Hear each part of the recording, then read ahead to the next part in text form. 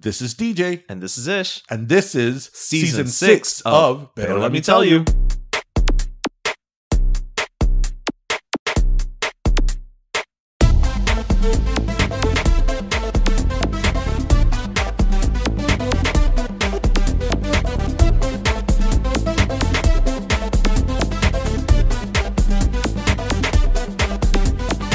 Smudges all over them.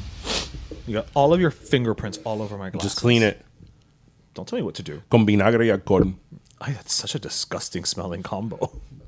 Bueno, tú sabes que para limpiar tienes que meterle vinagre. Bueno, cloro. Cloro. I was going to say cloro because without cloro, you've done nothing. Is it really clean if you don't use cloro? I wouldn't know because I only use cloro. Right. And cloro sounds so much more potent than Clorox. Even bleach. Yeah. Cloro. Cloro. Para ropa impecudía. Which again, I don't know what the translation of that would be. I don't know either. Well, with that in mind, welcome everybody to episode 269 of Pero Let Me Tell You. Yes, 269. 269. I can never say 60 y 70. Oh, up until this day, I have to stop and think about it. Yeah, I have to tell people, say or siete. Yeah, I'm like, okay, yes. And I know that 60 is 60 and 70 is 70. Is 70.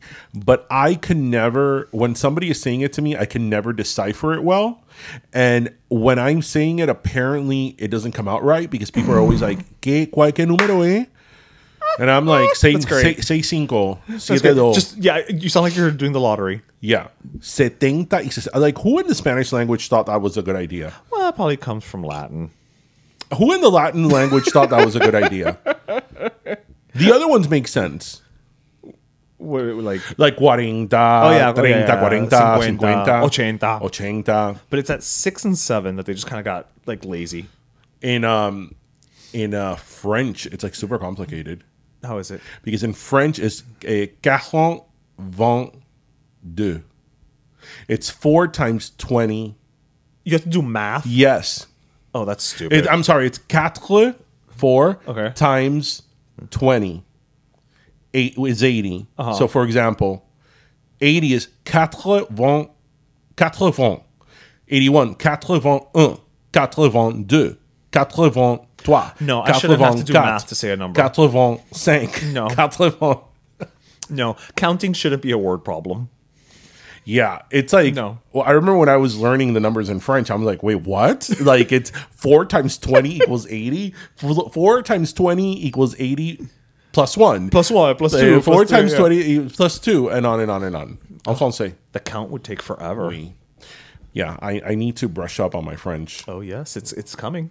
Yeah, because next year? Yes. We're going to a wedding, hopefully in Europe next year, and... a Frenchman is now part of our family, which we love very much. But, I feel that as the only person in our side of the family that speaks any French, I'm going to be the ambassador. Like, yes, my friend. Bonjour, ça va, je suis d'Arien. Vous êtes ambassador, yes. C'est ma famille. Vous êtes malade de la tête. Vous êtes toutes malade de la tête? Pardon. You have a headache, so we are all like crazy. Oh, okay. I knew tet was head, so that's where I was going. Okay. We said, yeah. Anyway, well, how is everybody? Happy Friday. Happy Friday, yeah. Is there any long weekend? No. No. We don't get anything long until... Like Thanksgiving? Thanksgiving, yeah. Yeah. Yeah. We don't get anything long until, Thanksgiving. You know what I mean. Thanksgiving. Well, we hope everybody's having... Yes. Yeah, September is over. End of summer. Well, actually, fall. This Saturday is the first day of fall. That doesn't mean anything to us. I'm just saying in general. We have listeners all over. We don't have sweater weather. Sweater I weather. I miss sweater weather. Yeah, well, you miss turtleneck weather. I do. I haven't worn a turtleneck in years. Well, you will but suffocate. I also feel like, the Earth already has enough problems. I don't need it to shift off its axis. I mean, I think that you should just go to New York or wherever that's cold just so you can wear a turtleneck. Maybe I'll do it in So, October. Listeners, that comes from an inside joke. Some I think years you've said ago. it before. Some years ago, I'll refresh your memory. Some years ago, he was wearing a turtleneck, and it looked good on him. It looked, flattering. And I said something to him, just very, passe. I'm like, oh, that turtleneck looks good on you. And he, with all the confidence in the world, was like, I know. And but I mean, it was one of those like you had to be there to really appreciate it. But he said it so confidently, like, yeah, I know, duh. Like And I was like, okay, well, I mean, I guess turtlenecks are your thing. They were my thing for a long time. Oh my God. So the other day I was actually at Publix, and it was really quick. I had to go to the ATM, to the Presto machine at Publix. It's if still you know, Presto, you know. yeah. It's still Presto. If you know, you know. And I had taken out my money, but there was a sideshow. And I was like, I am all in. You were like for dawdling this. at the machine. So there was this lady outside of Publix, and she was on the phone. Okay. And of course, you know, she was one of our people. Of course. She was talking, you know, like if she was talking to an arena full of people. And Was she FaceTiming? no, she was actually on the phone. Okay. She was actually on the phone, which, yes, there's a thing now with not only Cubans, but like Everyone. Latins, Yeah, like, yeah. that they FaceTime in the middle of Publix, or they talk on speakerphone. Yeah. Yeah, like full-blown conversations, because it's not like, oye, estoy en el Publix, tú necesitas que compres Right, sal. right, Okay, right. bye. No, No. it's like full, ay, viste que... Yeah, and always with the FaceTime. Viste Right. que María se compró un carro nuevo. Siempre están arrancados, Pero pero se compró un carro. pero un Tesla. Full-blown conversations. But anyway, so this lady, you know, by me, I had just taken out the money from the ATM, and I was like, oh, I'm staying for this. I pretended to be looking something up on my phone. She's talking to this woman on the phone, and she's like, el chase. Tienes que ir al chase. El chase, ya te dije que es el chase. Ahí mismo está el chase. And I'm like, is she talking about the chassis of a car? Like, Right, like right. I was like, what? And the woman no entendía. And she's like, Mimi, el chase está delante de ti. Si estás en la 87, está delante de ti. And I'm like, There's no car I'm repair like, in 87. I'm like, Right. I think I know where she's going with this, but no. And she's like, el God. chase, porque yo te dije que en la 87 está el chase y ahí tú puedes sacar dinero. And I'm like, Chase. she's talking about Chase Bank. El chase. She's talking about Chase Bank. And I was like, Good googly moogly. God, thank you for letting me be at this place and time, at this moment, where this woman For the anecdote. just went on a whole thing about el chase. And she was like relentless. And like, you know what I think is great about el chase is that if you say chase in Spanish, that's an accent. That's true, yeah. So they just put an accent on They're chase. like, no, they were wrong. They forgot it. They forgot it. I'm going to help. I'm You know, going to help I this. thought that chase in Spanish was eche. Eche. Eche. Vamos a eche. Che. I thought that chase was eche, Okay. No matter how not you... chase. Even no matter how you do it, you would have to throw an accent in there. Because if you do chase or if you do chase, either way, you're throwing an accent Right, in but there. if That you doesn't say exist. but if Right, you right, say right. eche, No, I know, but I'm just thinking, like, to your point about the accent, I'm like, yeah, there's no way around not putting an accent in there. yeah. So she was talking about a chassis, and there I am, like, I'm like, the chassis of a car, like, and no, El she was- 87 el Corolla. and then that's why there was a moment I'm like, there is a chase on the 87 Corolla. But no. But I was like, no, she's not talking about Chase. Is she talking about Chase? Could not be that. She's not talking about Chase. No. But then, then now, it was realize like where a you were. clue. It was Right. like, the Warrens, If you know, you know. Now I was like, okay, she's talking about Coral in 87, which does have a chase. Yes. And now she was talking about taking out money. I'm like, she's talking about Chase Bank. El chase. How would they say Wells Fargo? El Welfago. Welfago. Bueno, they say Welfago. Wefago. El Welfago. Yeah, because I think that there's no, like, weird... Bank of America is a mouthful. El Banco de America. El Banco de America. No, but they, No, they're not going to... but they don't say El Banco de America. They're going to say El Banco America. They say Banco America. Banco America. Banco de America. Yeah. They make it almost They're not going to Irish. say El Banco de America. That's true. This is true. Yeah, I forgot our people. Sorry. Part of this is not actually proper. It's part of it. It's not properly explaining it. Pronouncing it, I mean. Right. Por eso te digo, they're not going to say El Banco de America. Right. They say Banco de America. Banco de America. Banco de America. Yeah, like bank of becomes almost one word. Uh-huh. It's like Banco de America. They have a field day with banks. El Región. Era ahí El Región. El Región. And then, the easiest one, TD. El Región, el TD. Ahí, ves el banco, el TD, el verde. El verde. El verdecito. El verdecito, el El TD. verdecito, el TD con la bicicleta. I feel that banks are like cell phone carriers. They all have a color. Yes, they all do actually. Yeah, I remember where I was. I remember that from my time working on Chase. I remember where I was. I was in the parking lot of Dayland Station, like, I don't know, a while ago. That I was like, wait, every cell phone has a color. Yes. T-Mobile is pink, AT&T is blue. Yep. Verizon is red, Yep. and back, when we had Sprint, it was yellow. Yep. Is that by like design? I don't know if it's by design per se, but I will say during my time with TrackPhone, when we would have a little map showing which brand had which coverage, we would make sure that they had the maps in the different colors, Right. To say it without saying it. Right, but I wonder. So okay, but so in that it was like particular shorthand. case, you already had like the Right, colors right. were established. Right. I Yeah. just wonder if, like, let's say T-Mobile started, we're gonna be pink. Like, just our marketing's Right, gonna right, be pink, pink, right. and then Sprint was like, well, we'll do yellow. Well, yeah, because I'm sure everybody was like, okay, I'm not going to use pink, so Yeah. what's left? Yeah, Yeah. And then back in the day, Singular was orange. That's right. The little guy. Yeah, I remember there was a commercial in like the early aughts that it was it was of the Verizon guy, and then a Catherine Zeta-Jones lookalike, and the Singular little guy, and it was for T-Mobile. So it was like, drop them. You don't remember? Well, then it couldn't have been for. Oh wait, It was for T-Mobile. wait, was Catherine T-Mobile? No, Catherine was T-Mobile. Catherine was T-Mobile, No, so yes, it was for Sprint. It was for Sprint. right. Because I remember Catherine was in it. Yeah, Catherine Zeta-Jones. Catherine. Yeah. So that just made me think of the 90s of the collect call commercials. Ava Save-A-Lot. Ava Save-A-Lot, Alyssa Milano. Mira that in the late 90s, there was a lot of collect calls. We were doing a commercial. lot of collect calls. Like, was that a big part of your life, collect calls? Not mine, but apparently it was everybody else's. I think that's a white thing. I think that was about I think that was one of those things that we Nobody think, that's Latin will be like, yeah, I'm going to accept the charges.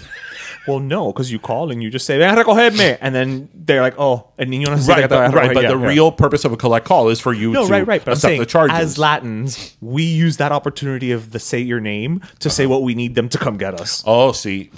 Right? So Venga, it's like, me estoy en el cine del dólar. exactly. And then they're like, "No, we don't accept the charges.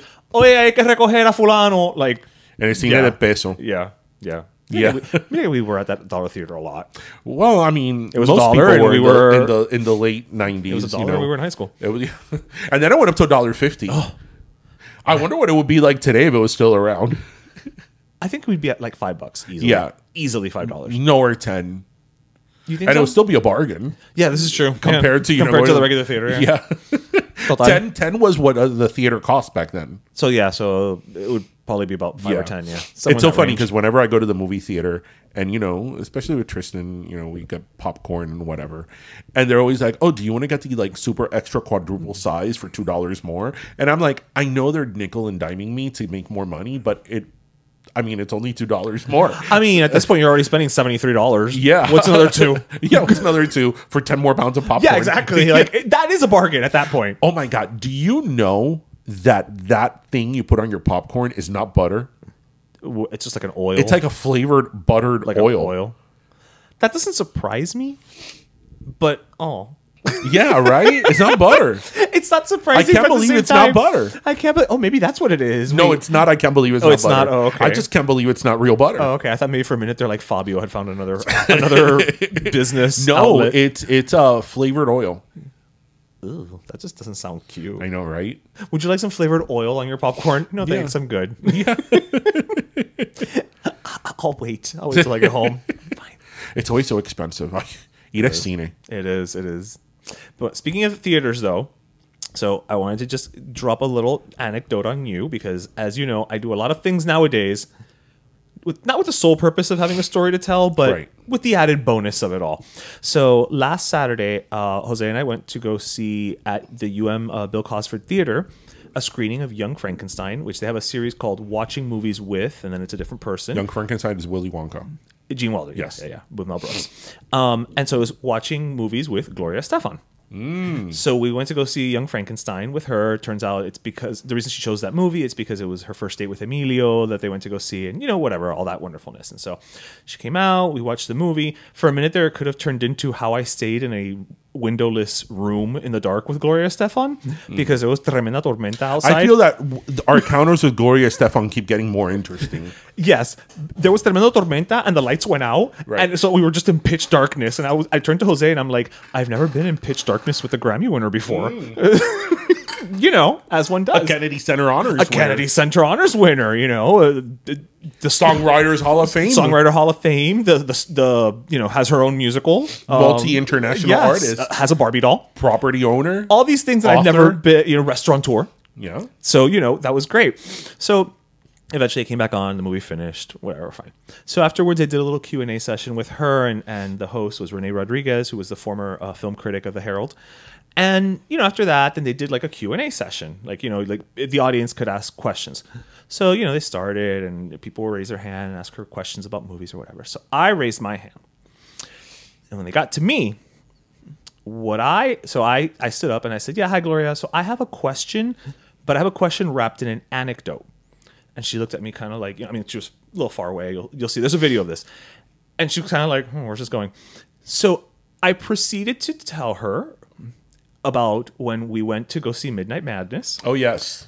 And how, you know, she came out and she gave us the candy. And it's funny because Naib was at this screening and Naib looks over as I'm saying this. He's like, yeah, that was in Hialeah. And he's like, yeah, I remember you. And whatever. So I'm like, okay, great. Thank you. You're giving me credence. We have pictures. Right. But you know, it's like, thank you for, you know, she meets so many people, right? So I say, you know, the whole story and I say, you know, thank you for existing because you're like the shining beacon of Cuban Americanisms. And I end it by asking her, since she asked us if we wanted a Mike and Ike, if she wanted a Mike and Ike, and I proceeded to pull a box of Mike and Ike candy from my bag. And then she said yes, and I went up and I had a hug with her and everything like that. Really? Yes. So you hadn't told me this. I know. I did it on purpose to keep it for the episode. Man. Yeah. Wow. So you hugged Gloria Estefan. So Mike and Ike's is a big part of our Gloria Estefan origin story. This is what I'm saying. Sponsorship. Yeah. Because this now is like the second issue, like the second encounter we have with Gloria Estefan and Mike and Ike. And Mike and Ike, yeah. So of all candies, Mike and Ike. So yeah, because when I was like, I'm sure that if did you get the Mike and Ike's on purpose? Of course I did. Yeah. And I also slapped our sticker on it. Oh, okay. Yeah. But I was like, the minute that that we were going to this, I was like, she's gonna have to have a question moment, and I'm gonna take a Mike and Ike, and I'm going to raise my hand, and I'm going to have this moment, and I know Jose will take video, and then now we've got content for the show. Nice. So she's had, I mean, listen, she's had a lot of encounters with us one time at this point, Mira. And I took a picture with her and Emilio, and I gave them a hug at the opening of Cow on the beach. In the beach. That's right. And I was like, hi, Gloria. Hi, Emilio. What did you think of their sandwiches? We were like, I was talking to them, like, you know, like, we go way back. Well, we do. We do.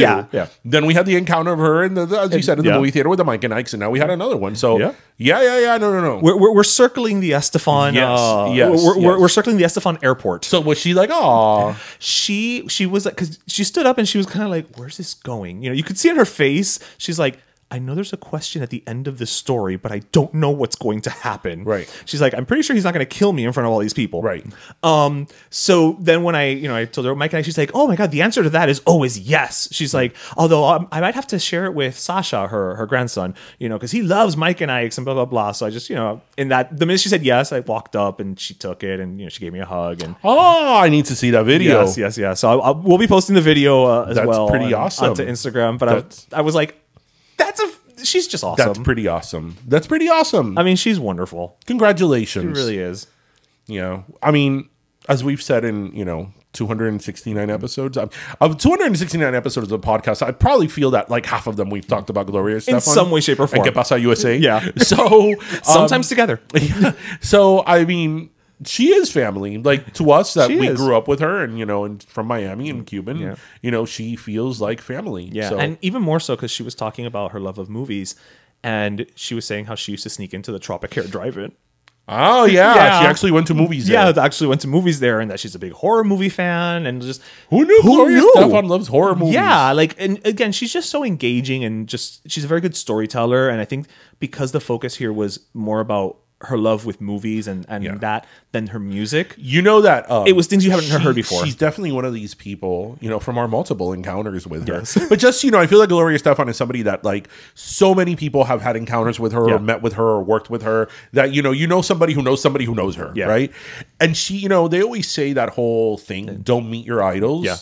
Right. And I think there's some truth to that. That depends on the person. Sometimes, you know, you put people on such a pedestal that when you meet them, they're a bit of a disappointment. Yeah. Right. But obviously with her, it's like the opposite. It's like meet your idol because she's as wonderful as you think she is and so much more. Yeah. She's probably the exception that proves the rule. Right. You know, because everybody that has known her or worked with her or has run in some type of circle with her only has pleasant things to say. Yeah. And you know, and if you don't like Gloria Estefan, you're a communist. And if you're a communist, we don't like you anyway. Yeah, so and I won't give you a Mike Ike. And you're not, and you know, you're listening to the wrong podcast. Well, yes, for sure. I think by now, 269 episodes, they should have figured that out. It would be called Comrade, Let Me Tell You. That is the communist version of our podcast. Well, no, because comrade is not Spanish, so it would have to be comandante, let me tell you. Or what's the word? Compañero. Compañero, let me tell you. Yeah. Right. No, but it'll be comrade, let me tell you. That somehow has a ring to it. Comrade, let me tell you. Oh God, coming next year from Putin. from the producers of the Ukrainian war. And riding a horse on the beach comes Comrade, let me tell you. Let me tell you, straight from the Kremlin. Yes. We would have to do some Russian accent. Sponsored by Stoli Vodka. Yes. It is good for you even out of womb. Okay, so I have a little anecdote myself. So this past weekend, while you were hanging out with Gloria Estefan, I was on a cruise. That's right. Right? And really what want to talk about is not so much the cruise, but something I noticed on the cruise, but I noticed anywhere that they have this situation in. So there I am in the buffet of the cruise, and there's this huge line. And I'm like, what, are they freaking giving filet mignon? Like, why is there such a huge line? Can you imagine? And of course, when I go look, the line is for omelets.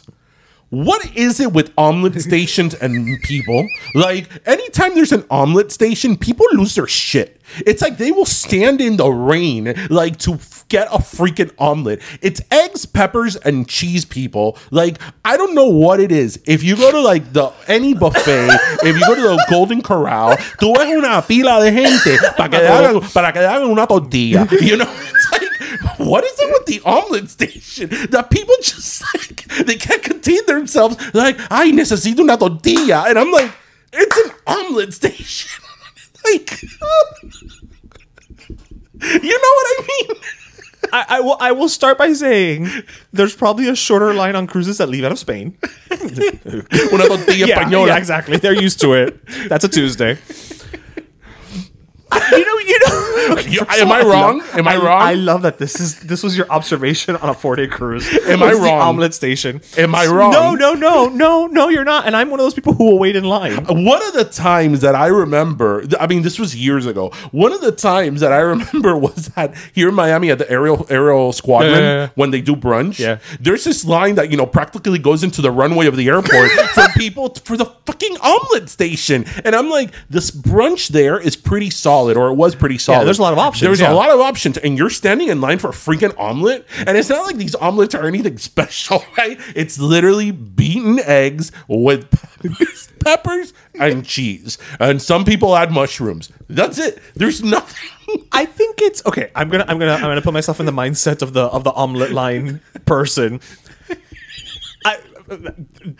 Welcome to episode 269, where I try to explain the omelet line. Listeners, do you stand in the omelet line? Pa una tortilla. So I think that's the thing, is that, like, okay, so an omelet, you know, it's not scrambled eggs, right? It's not a fried egg. So it does require a little more time. If you're doing it at home, like, the skillet has to be heated to a certain degree. Okay. And then there's the flipping of it, which people don't do at home. So I feel like I'm equating it to similar how I will always order eggs Benedict when I'm out at brunch, but I won't make it at home because let me finish, because I don't want to go through the hassle. So I'm thinking that's the mentality of the omelet line makers. I agree and disagree with you. Eggs Benedict is a completely different monster because you have to poach an egg, and poaching an egg is something that can be very difficult, and you have to have a certain skill set, because not only do you not have to poach the egg, you have to know how much to poach it. Right. It has to be like perfectly runny, but not too runny. It's, you know, right? And then you have the hollandaise sauce and all that.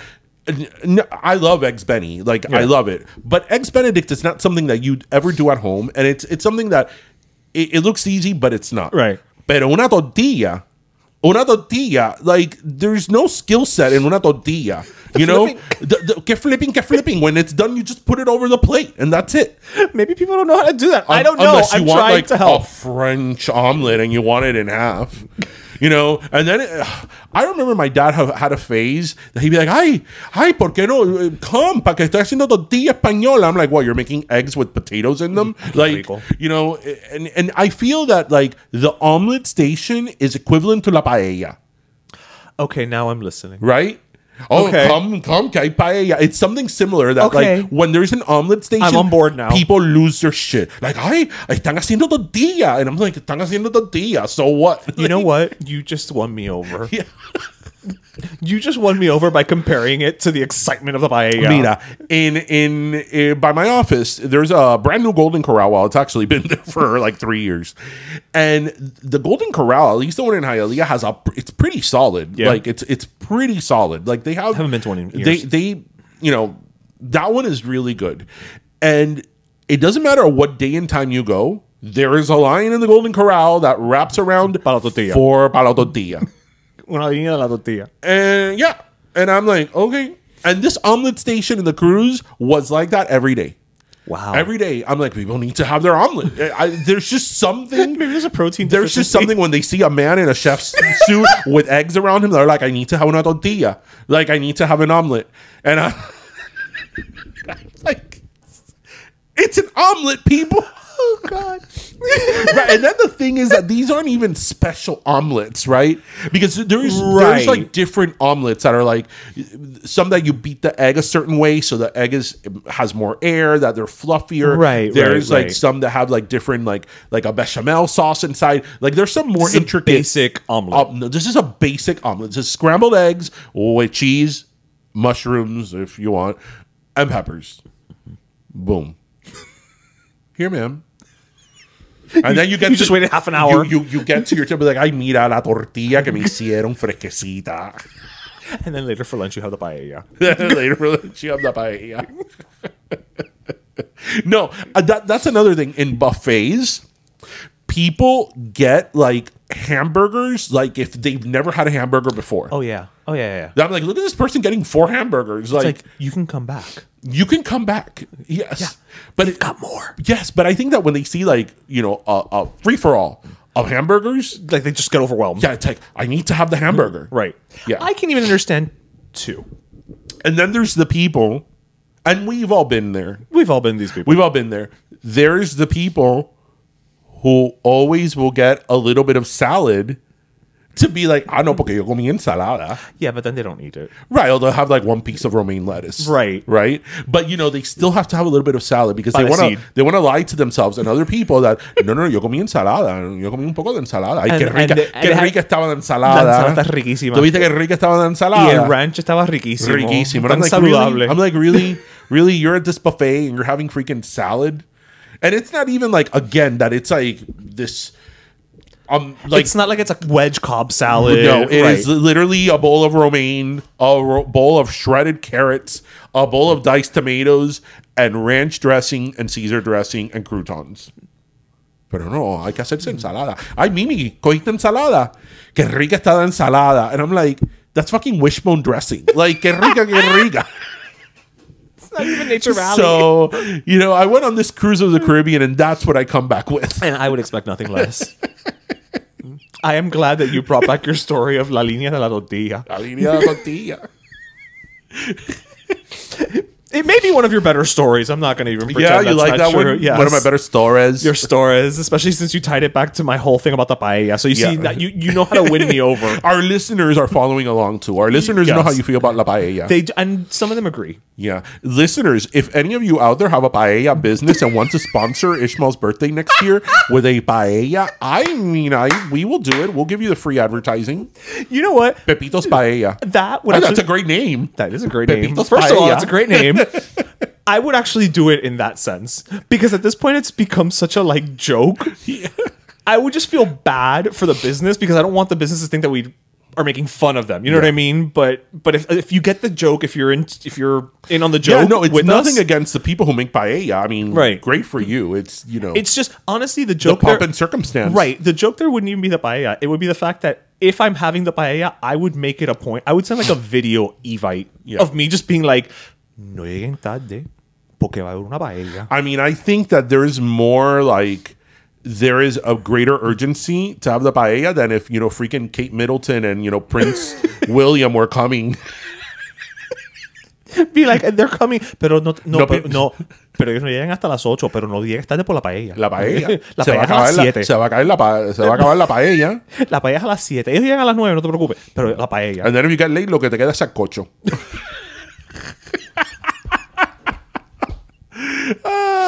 I'm on a roll today. You are on a roll. You came back very refreshed from the Caribbean. Beefsteak. That's what the Caribbean will do to you. Oh my God. Because you didn't wait in line for an what omelet. happened to me in Coco Cay? What? Lord. Oh no. So we got to Coco Cay. Did you not have a perfect day in Coco Cay? We had a perfect day at Coco Cay, but we got to Coco Cay, and I don't know if you remember from last year, in the beach, Coco Cay has it has several beaches, but the free beaches, yes, it has the ones we went to. It's a long beach, but it's sort of divided. Mm-hmm. There is a part with the ones that have the cabanas. It's sort of certain division with it, and there is hundreds, if not thousands, of beach loungers with umbrellas. So when we get there, we're like, oh shit, there's thousands of people coming here. Let's get one. Right, you got to leave our stuff on one and just go, right? And Tristan wanted to go to the pool and all that stuff. So I'm like, okay, I left it there and we went to the pool. We were, we're in the pool for hours, whatever. Then we're like, oh, let's go back to the beach. When I go back to the beach, I'm like, what chair was it on? They all look the same, and there's over 1,000 of them. Oh no! So I was like, where is my bag? And I am not leaving my North Face bag that has been with me, it circled the globe 10 times and is over 20 years old. I'm like, I'm finding that bag. If the ship has to wait. That ship is not leaving. This is our private island. They're not going to leave me behind. That's true. So I am finding that bag. And I did. Oh, okay. But it took me an hour. I literally had to walk the entire beach through all the rows of chairs. And I was like, esto es culpa mía por estar empinando papalote. Yes. Instead of being okay. It's because you were eating with the chicken nibbles. Yes. And I'm like, Tristan, you and your photographic memory, and you couldn't remember. The one time he failed me. You asked him for something. So, yeah. Ugh. But they didn't have any paella or omelets. I was going to say you should have just said omelet station opened, and then everybody would have just gone, and you could have found you found your thing. Yeah.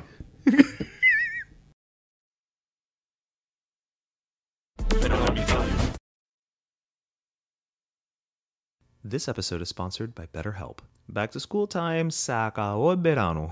And even your mental health challenges seem to be back from summer vacation. Did you pack lunch for the kids? Are you doing everything to help them thrive in school? How do you find balance between work and home life? Not to mention back to school means que ya the holidays are around the corner. Stop.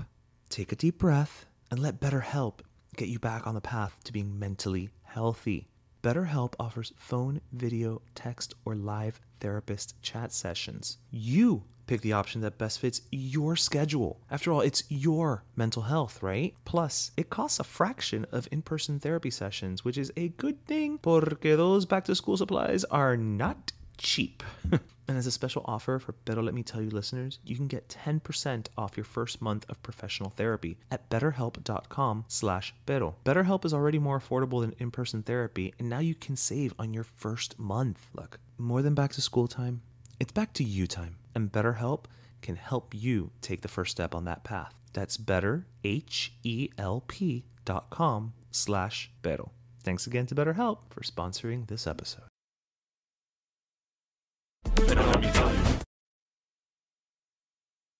Oh Lord. Well, I had a interesting encounter in a pool last week as well.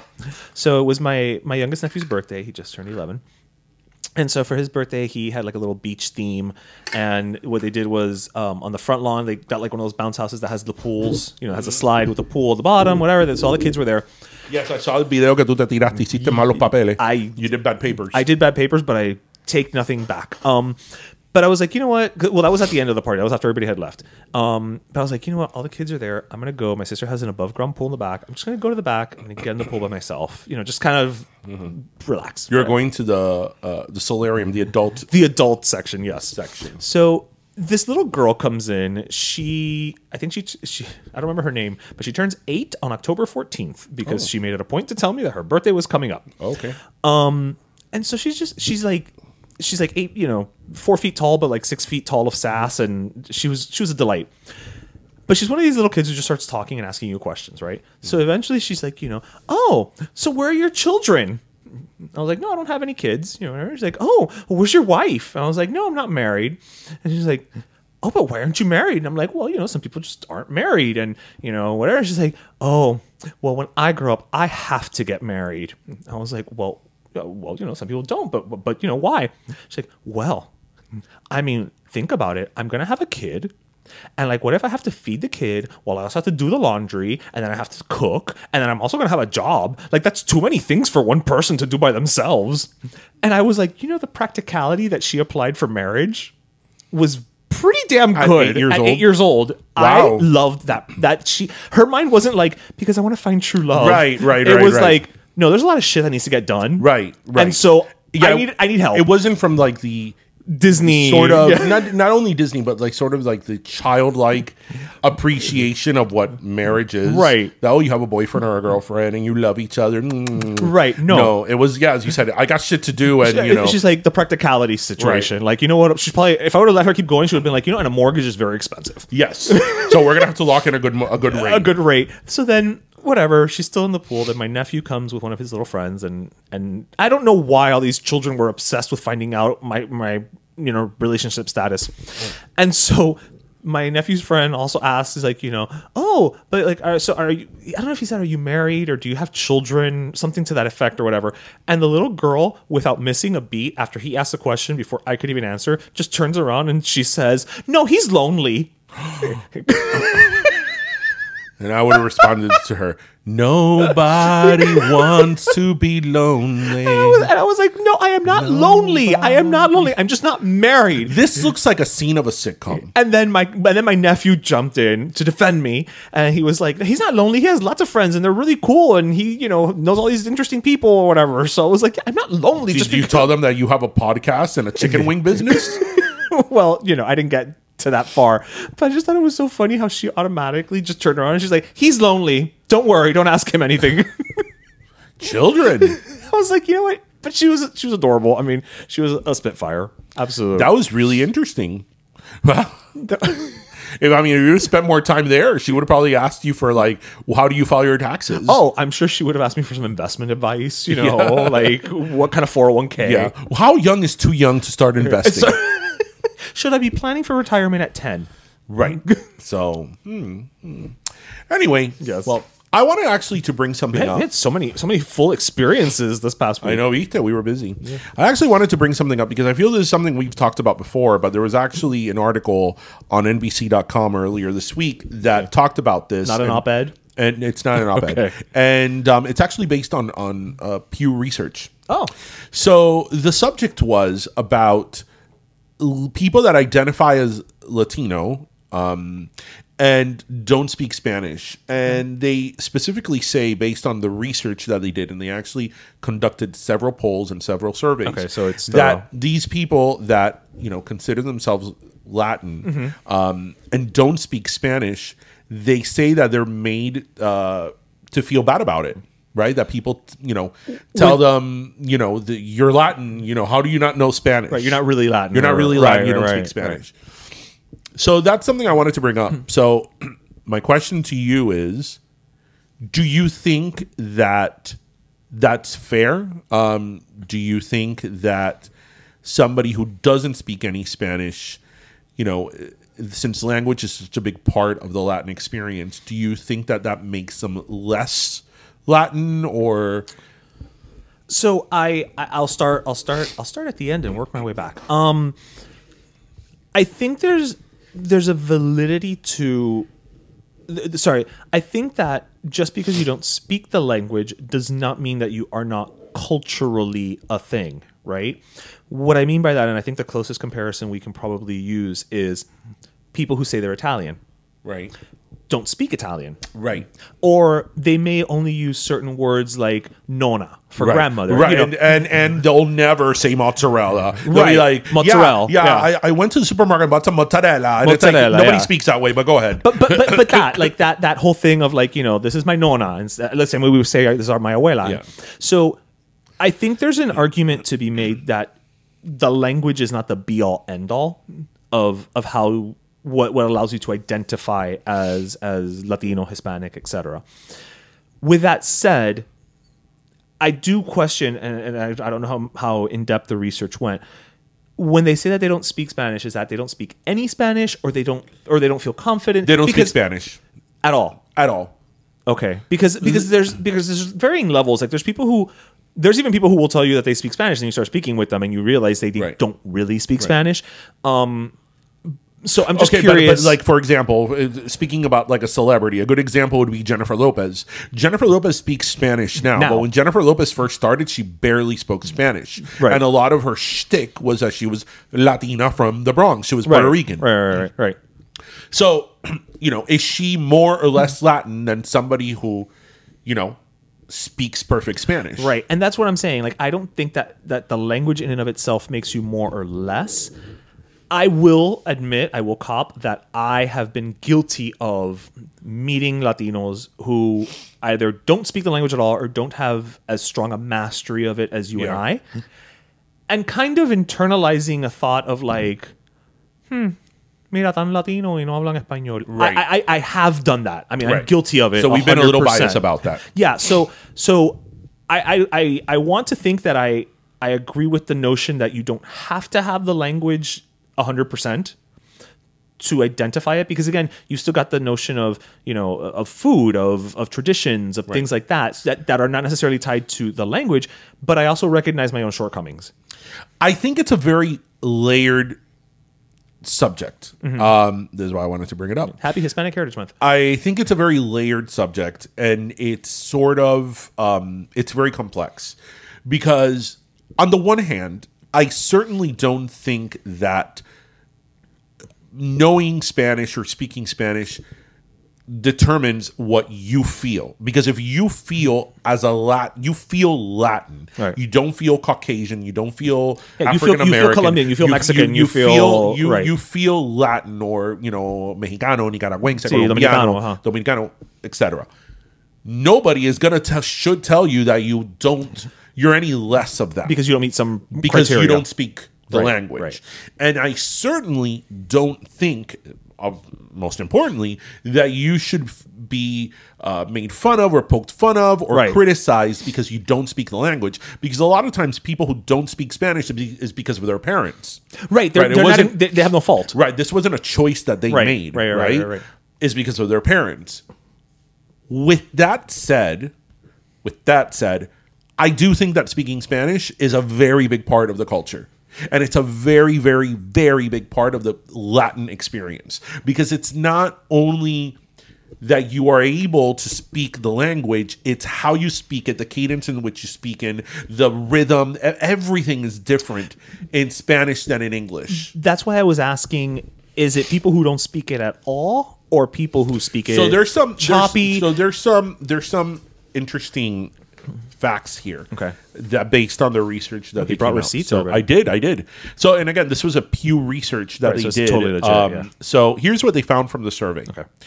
3/4 or 75% of all Latinos say that they're able to carry on a conversation in Spanish pretty well or very well, the report said. So the majority, 75%. That's a good number.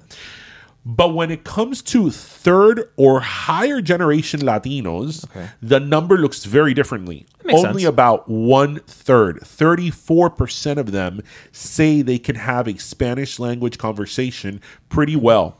And only 14, this goes to what you're saying, only 14 can do so very well.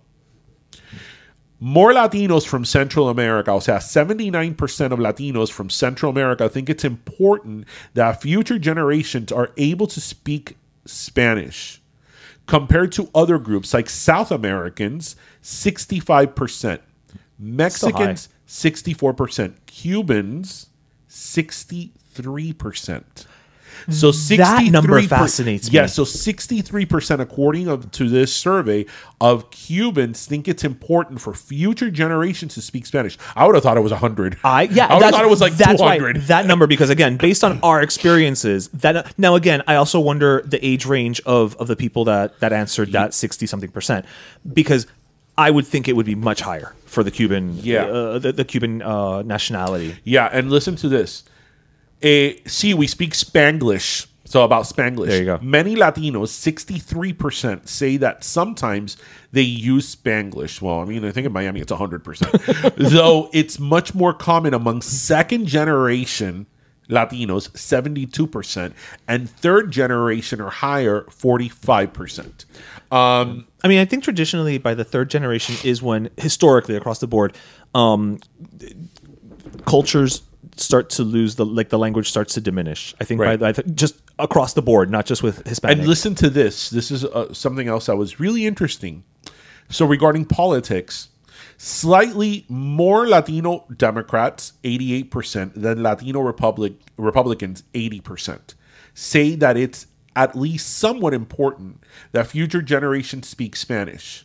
Among Hispanic Democrats, listen to this. 36% say it's extremely important versus 26% of Republicans. That was surprising.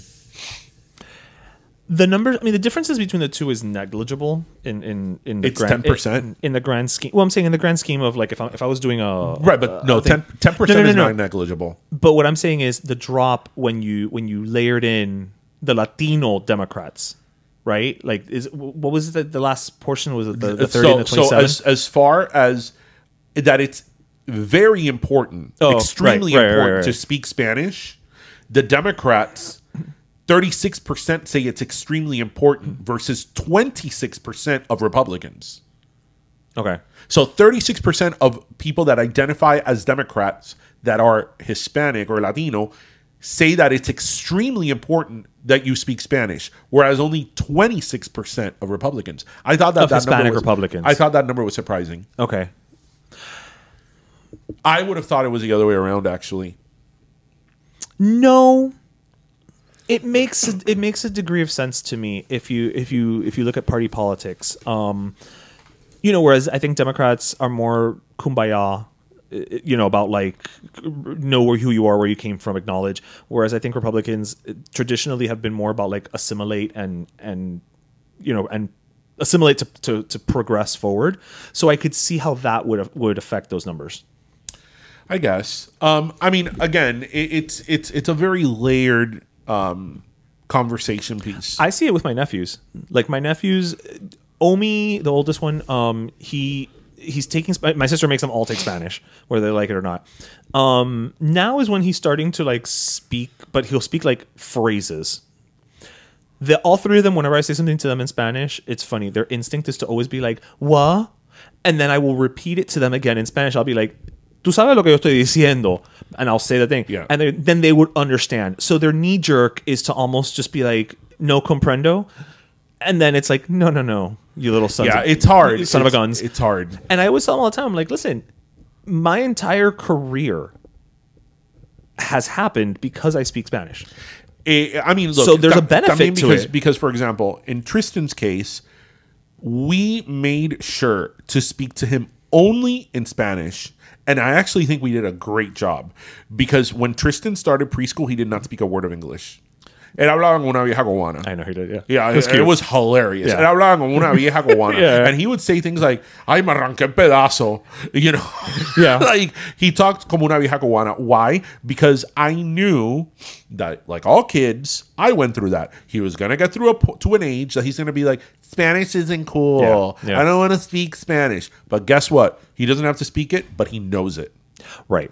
And that's why for me it was like, no. I'm not going to be one of those people with a kid that doesn't speak Spanish. Nope, not me. So, you know, and it's funny because you see him, he, you know, to get him to say something in Spanish, it's hard, but it's not, because then it will come out like "Chica, ¿qué te pasa?" You know, Yeah, like, it's there. Yeah, it's there. It's there because he only spoke Spanish for the first 5 years of his life. But I also think with Tristan versus my nephews is, you know, his grandparents are all predominant Spanish speakers. Mm-hmm. So he has that like necessity, the same way that I did with my grandparents, right? Where it's like, well, if I need to communicate with them, I need to do it in Spanish because they're not going to speak to me in English. Whereas my nephews don't have that same situation. That helps, but it comes down to the parents. And look, it's very difficult.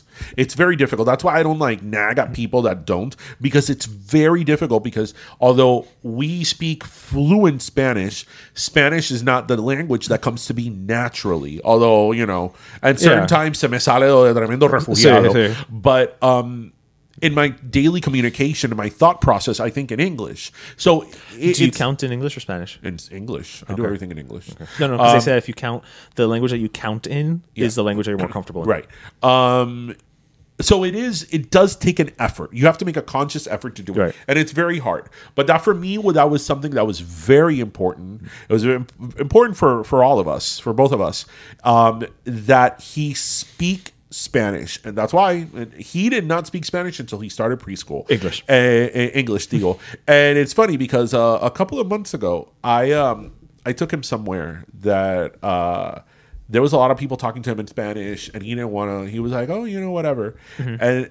And then they were like, "Ah, tú no sabes español," and he was like, "¿Quién dijo que yo no sé español?" But he said it in like the most like Cuban ghetto way. He's like, "¿Quién dijo que yo no sé español?" He might as well have been wearing a guayabera with a gold chain. Yeah. He's like, "¿Quién dijo que no sé español? Yo sé español." And I'm like, "Oh, look at you, how cute." se le salió de. Just don't push me on it, damn it. Te salió lo de chusma. I love it. It's so loud. But it's one of those things that, okay, like maybe he speaks Spanish, but will his kid speak Spanish?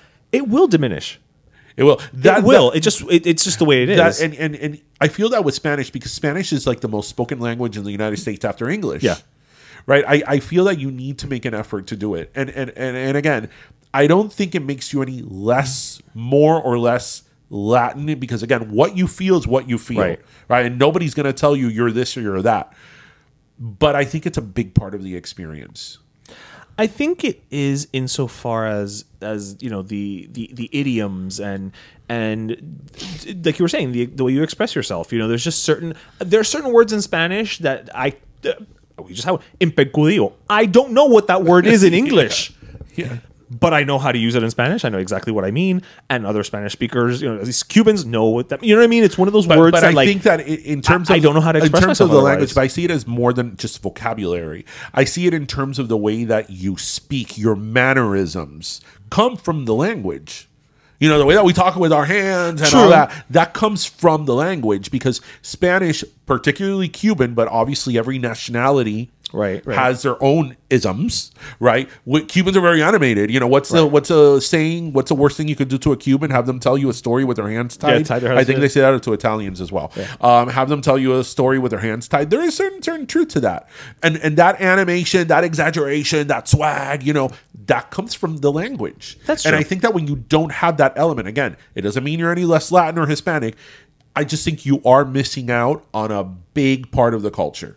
A big part of the culture, you know, and Spanglish also, you know, Spanglish is a really big part of the culture, especially among first generations. Yeah. That is who we are. Like, we really are the generación ñ, right? Yeah. Spanglish is a huge part of the identity that we have as first generation, you know, Cuban Americans or Latin people, right? And when you don't speak the language, again, you are missing out on a really big part of the identity of the That's fair. experience. So, but yeah, I thought it was really interesting. I thought it was That is interesting, and that they did, and considering, I think a big part of that is also considering that the largest population in the U.S. of Latinos are Mexican Americans, Right. and as we know, for the longest time, you came to this country, you didn't teach the kid Spanish because Right. you wanted them to assimilate and move on. So that's probably a big chunk of where that comes from. That feeling of less than. Right. It's like, well, no, they didn't teach. Like you said, my parents didn't teach me because they wanted me to avanzar. Yeah, but and I think it also depends. And now you're using it against me. It depends the time because and this could. I mean, we're not Mexican, so we can't speak to the. Well, Mexican I was speaking experience. to the previous.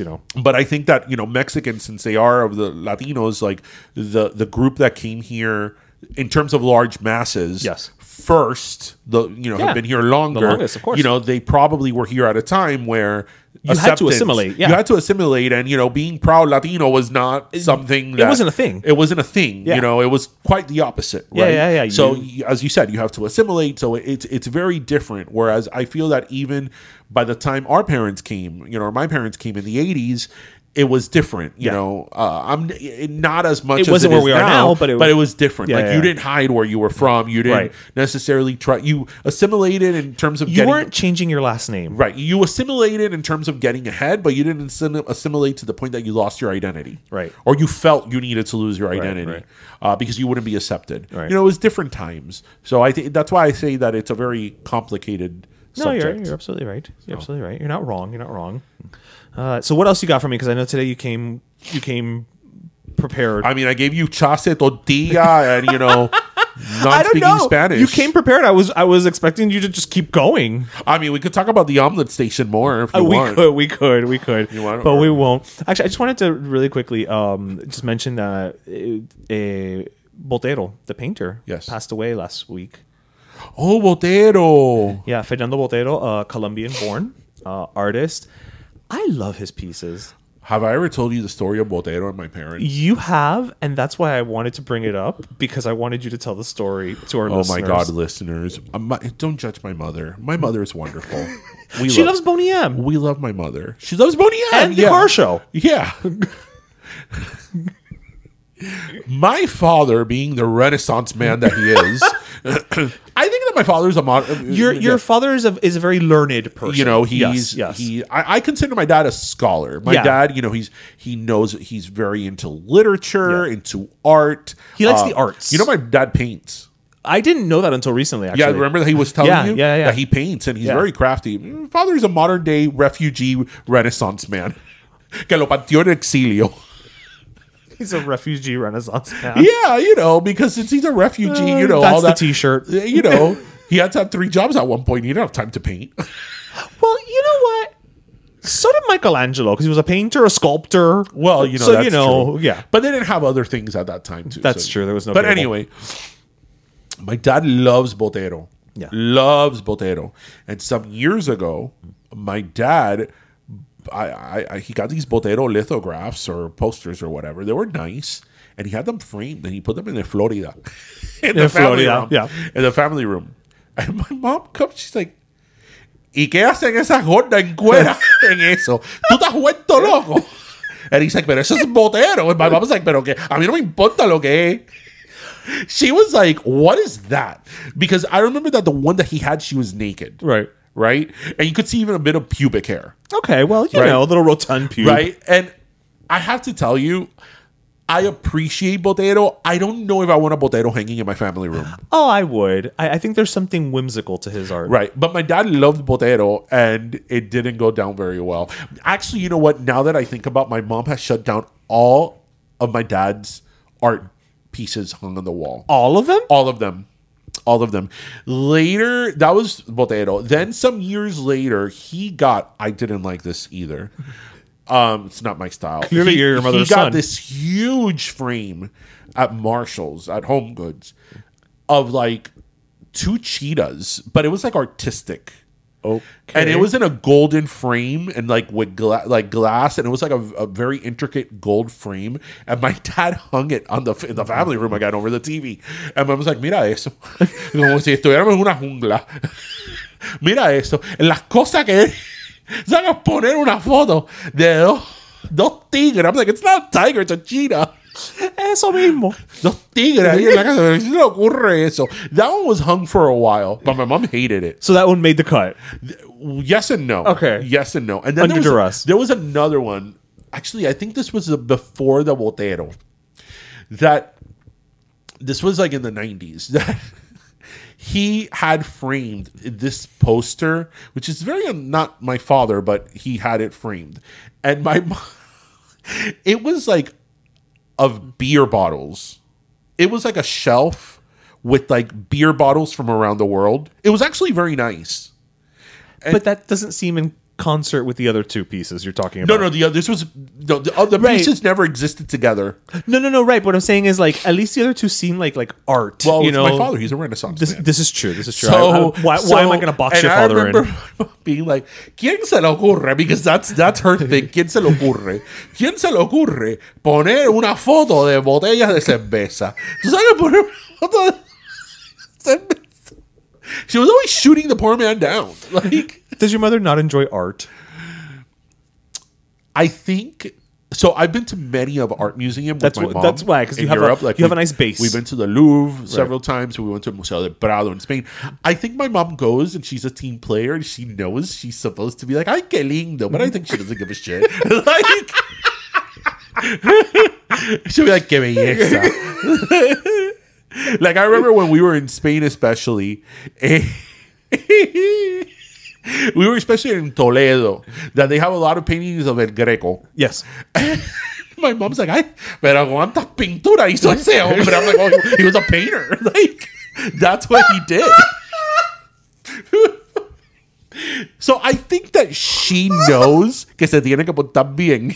Like, okay, so she tempers herself. Right. Okay. Like, she knows that it's art. I'm supposed to appreciate it. Right. So I'm just not going to say anything. I'll just nod. Ay, sí, qué lindo. Qué lindo, Qué lindo. Ay, me gusta ese color. Qué lindo todo. Qué Right. lindo todo. That's fair. You know what, though? Good. Look, not everybody can appreciate art. Not everybody has like a deep love of art. You know, some people literally just look at things and they're like, it's pretty or it's not. It That's is. it. It is. It's something you either get or you don't. Because look, I remember being, I think I was like 12. Mm-hmm. I was really young. I think I hadn't even started middle school. And I went to New York. Mm-hmm. And we went to the Met. And they were having an exhibit of Dali. Oh, nice. And I remember seeing Persistence of the Memory and all these paintings by Dali. And a 12-year-old, I remember it making an impact on me. Like, right. I was so interested in it. Like, I was 12, so there was only so much I could appreciate it and understand, especially Dali, that's so conceptual. But and it all hit that. you in some way. It hit me. It did. It did. That was like the melting clocks. Like, right. Does that mean, time is like we're afraid of time? Like, I got it as much as I could get it at 12 years old, right? My mom was probably like, ay, porque esas hormigas están en esos reloj. ¿A quién se le ocurre derretir un reloj? But as she says, a mí me encanta Europa. Well, she can love Europe and not love art. A mí me encanta Europa, porque no hay nada más lindo que, tú sabes, las cosas de Europa. Maybe she appreciates architecture, but not art. Yeah. I think so. I mean, I don't think she knows what Rococo is and what Baroque is. Okay, but how much fun is it to say Rococo? I know, right? I mean, that alone is a reason to like Rococo. And especially when you go to Venice in St. Mark's Square. In the square, there's like 4 architectural styles. There's Baroque, there's Rococo, and 2 others that I don't remember. The other 2. But I got 2 out of 4. Yeah, that's half. That's 50%. But yeah, I that's what I love. Even to this day, it's like the dynamic between my mom and my dad. My dad likes to watch these like European, series. Uh-huh. And she's like, "Ay, esas cosas que tuve aburrida," Like, my mom was like, I think the only person on earth that like a few years ago when that show from Spain that was a sensation, the one of the bank robbers. Oh my God. Casa de Papel. Yes. That was good. I didn't see it, but yes, everybody was raving about it. That my mom was like, "Ay, pero qué locura esa. A mí esa no me gusta." Like, she doesn't even... It's just not her jam. It's not her jam. It's not her jam. A ella le gustan las flores. And listen, there are people who don't care about nature. Le gustan las flores. So, you know, maybe your mother should go join Greenpeace. Yeah. You could get her like a carnation and she'd be like, ay, qué linda están esas flores. Qué cosas más lindas. But look, she appreciates nature. Yeah, in all its forms. Le gusta la naturaleza. Exactly. Not Zoftig naked people. Yeah. So, well, rest in peace, Botero. Yes. You know, it's speaking of Botero. So this is Americans. So you sound like every comment in those food videos. So Carnival Cruise Lines. Ya empezamos bien. Yeah. You know, they own Costa Cruise Lines. And Costa Cruise Lines, for you listeners who don't know. Yes, I do. I work for Carnival. Costa Cruise Lines is an Italian cruise line. And they're, when I mean Italian, I mean it's Italian. Yeah. Like the elevator speaks to you in Italian. The way the ship is laid out is Italian. The artwork is Italian. The cruising experience is Italian. It's not Italian American. It's Italian. Yeah. Right? And Carnival owns Costa Cruises. And now after the pandemic that the cruising industry went kind of crazy and whatever, you know, there wasn't as big of a demand for Costa Cruises in Europe and in Italy as pre-pandemic. So Carnival had to kind of shuffle some of their itineraries? Their ships around. Oh, so okay. There's some Costa ships that Carnival took on their fleet. And they so they like brought it over. They brought it over to the U.S. Okay. and they kind of rebranded it. One of those is the Costa Luminosa, which is now the Carnival Luminosa. Okay. So they brought the ship to the U.S. They put the Carnival logo on it. Right. They painted it, and you know whatever. They rebranded. They slapped some paint on it and rebranded it as Carnival. Well, in the atrium, there is a huge sculpture of Botero in front of the elevators. Okay. The Americans are not having it. The Americans are like, there has been petitions to have it removed because it's obscene. And I'm like, but it's a Botero. It's so not even right. But this one in particular, you know, it's Botero is a larger person. Yeah. Right. But I think she's lying on her stomach, so you could see she's naked, so you could see her butt. Right. So that offends Americans. Well, I mean, this is also. I used to get calls all the time about the Michelangelo, the David, the David. Well, they had it. They actually removed it. One lady literally called me and said it was on the Carnival Pride. The Pride, or yeah, the it was Legend, a Pride, one of the two. She literally called and she said, "I know it's art. I know it's historical, but I don't like it and it should be removed." And I'm like, well, I don't even know how to respond to this, because you're telling me, hi, yes, I'm ignorant, make things happen for me. Yeah. Like, give me a 20% while you're at it. Give me a 20%. You know, it's like I don't even know how to respond to you. Yeah. So yeah. Sure. So there's like, you know, because I follow all these comments about cruises and ships and all that. But yeah, they want it removed. So this is why we can't have nice things. Let's have it again. Ugh. So, well, rest in peace, Botero. Not have nice things. I had a little bit of Mandela effect with Botero. You thought he had already passed? Yeah, because I don't know why I thought Botero was much older. I thought it was like maybe 19th century. I didn't realize it was recent as it was. Yeah, I didn't realize it was as recent as he is, but I mean, he was still alive. Yeah, right. Yeah. So, yeah. Are we thirsty? We are a little thirsty. So, do you want to go first? I will go first. Right. So, I'm giving a gasless soda. Oh, no. It's been a while since you've given a gasless. Yeah, I'm giving a gasless soda. And yeah. So, I'm giving my gasless soda this week to Russel Brand. Okay. Comedian, Katy Perry's ex-husband. Yes. So, Russell Brand, as Ish said, is a comedian. I mean, he was in Forgetting Sarah Marshall. Right. He was very big for like 2 years. Right. And all that, and he's British. He's the one who has the big hair. Yeah. He hosted the VMAs a few times and all that. He was married to Katy Perry, all that. Russell Brand, this week or last week, there were allegations made against him of sexual abuse. Yes. Right? Multiple. Yes. That's not the only reason why I'm bringing him up or giving him a gasless soda. We need more? Yeah. He, in the last like several years, I knew this, but I didn't know to the extent of it. Right. He had become like a right-wing conspiracy theorist. Really? Huge. Like huge. Like he believes that COVID was a hoax, that wow.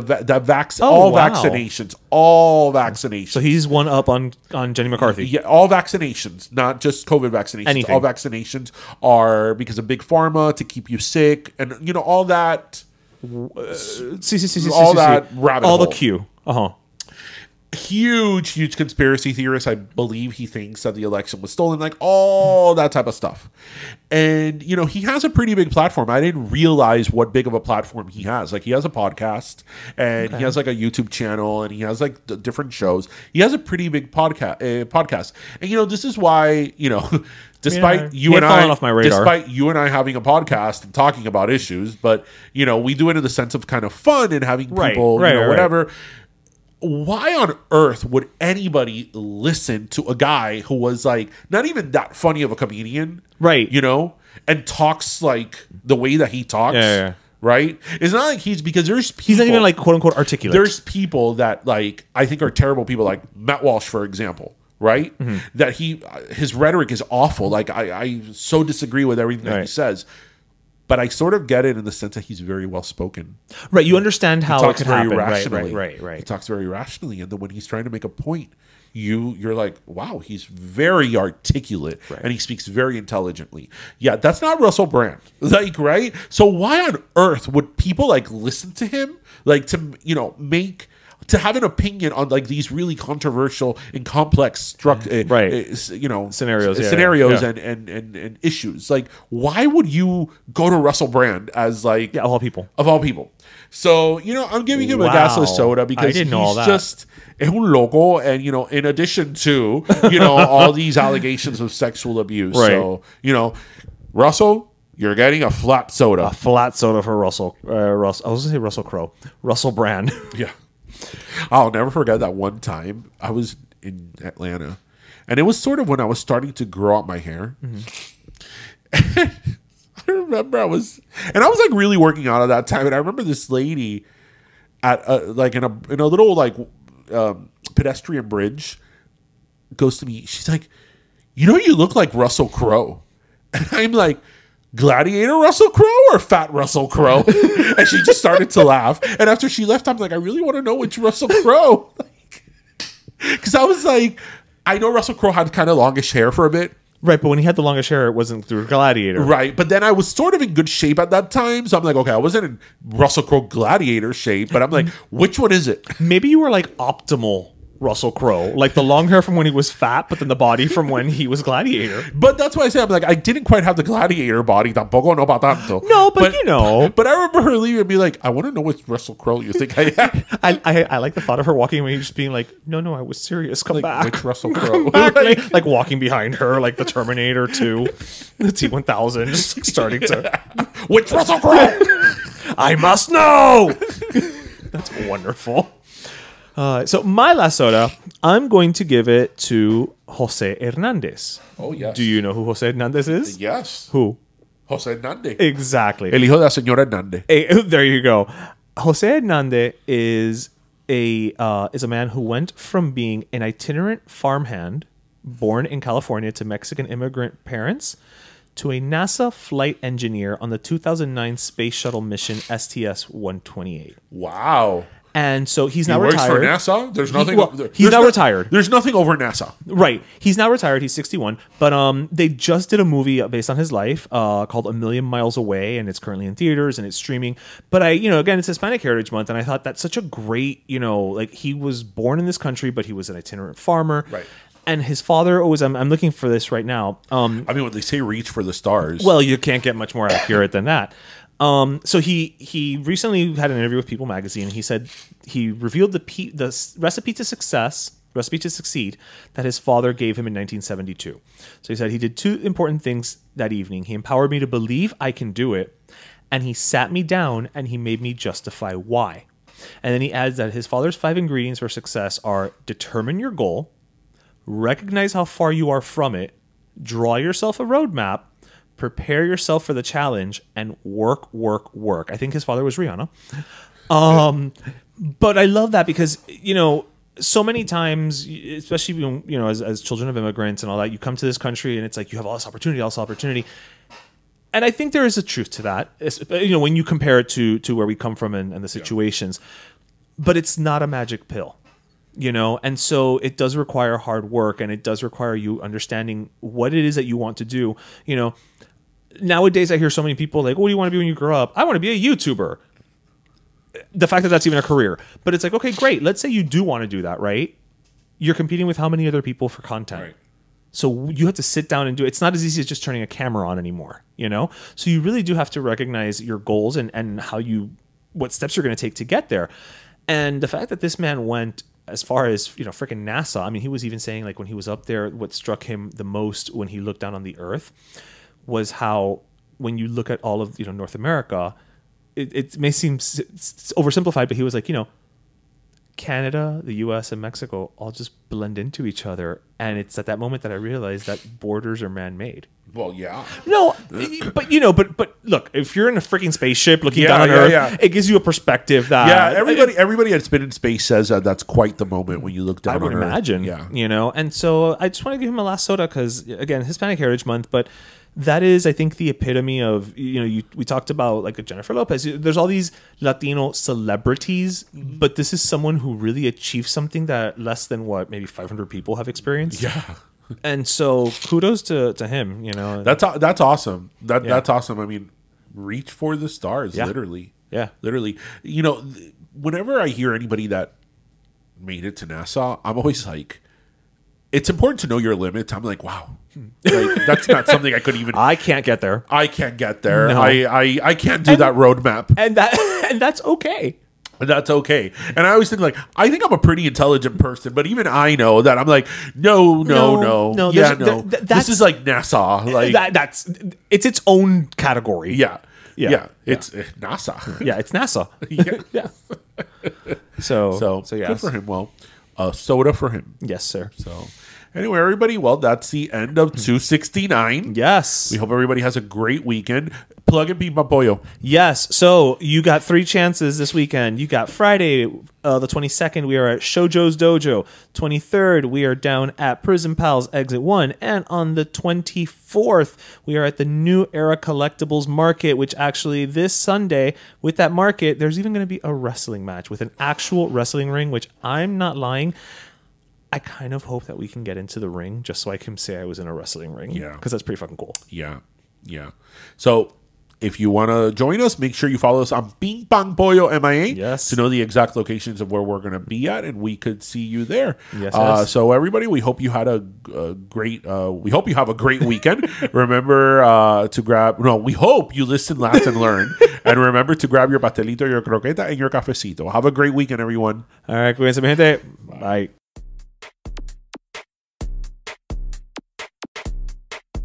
Pero Let Me Tell You is co-hosted by Darian Borges and Ismaeliano, produced by Ismaeliano, and our theme, Pero Let Me Tell You Freestyle, is composed by Michael Angelo Lomlaplex, the official gay guy.